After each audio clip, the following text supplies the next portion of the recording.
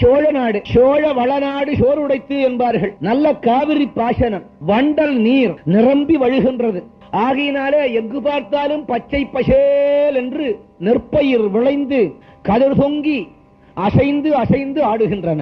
கண்கொள்ளாத காட்சி இச்சோழ வளநாடு.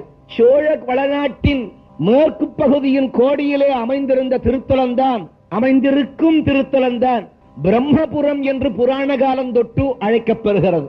இந்த பிரம்மபுரத்தை தான் தமிழிலே பிரமாபுரம் என்று கூறுவார்கள். இந்த பிரம்மபுரத்திற்கு தோணிபுரம் என்றும் ஒரு பெயர் உண்டு. இந்த பிரம்மபுரத்திற்கு தோணிபுரம் என்று ஒரு பெயர் உண்டு. சட்டநாதபுரம் என்று மற்றொரு பெயரும் உண்டு. காழி என்ற பெயரும் உண்டு.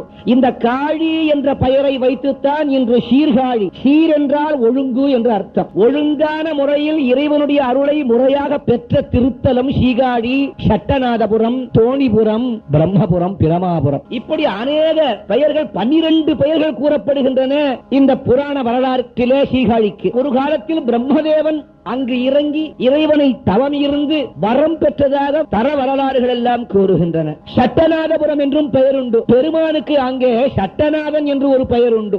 நாற்புறமும் பச்சை பசேல் என்று நஞ்சை பயிர் விளைகின்ற திருத்தலம். எங்கு பார்த்தாலும் கண்களை குளுமையாக்கக்கூடிய பச்சை நிறம். பச்சை மலை போல் மேனி பவளவாய் கமல செங்கண் அச்சுதா அமரர் ஏரே ஆயர்தம் கொழுந்தே என்னும் இச்சுவை தவிர யான் போ இந்திர லோகமாலும் அச்சுவை பெரினும் வேண்ட அரங்கமா நகருளானே என்று பாடக்கூடிய வைணவர்கள் எல்லாம் இத்திருத்தலம் வழி வருவார்களானால் சட்டநாதனாகிய சிவபெருமான் இவர்கள் கண்களுக்கு சக்கரதாரியாக காட்சியளிப்பார்.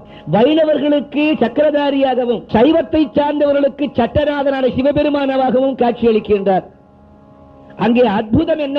சைவம் வேறு வைணவம் வேறு அல்ல, விஷ்ணு வேறு சிவன் வேறு அல்ல, ரெண்டுமே ஒன்றுதான் என்று வருகின்ற பக்தர்கள் அனைவருக்கும் எடுத்து காட்டுகின்ற பெரும் திருத்தலம் இச்சீர்காழி திருத்தலம்.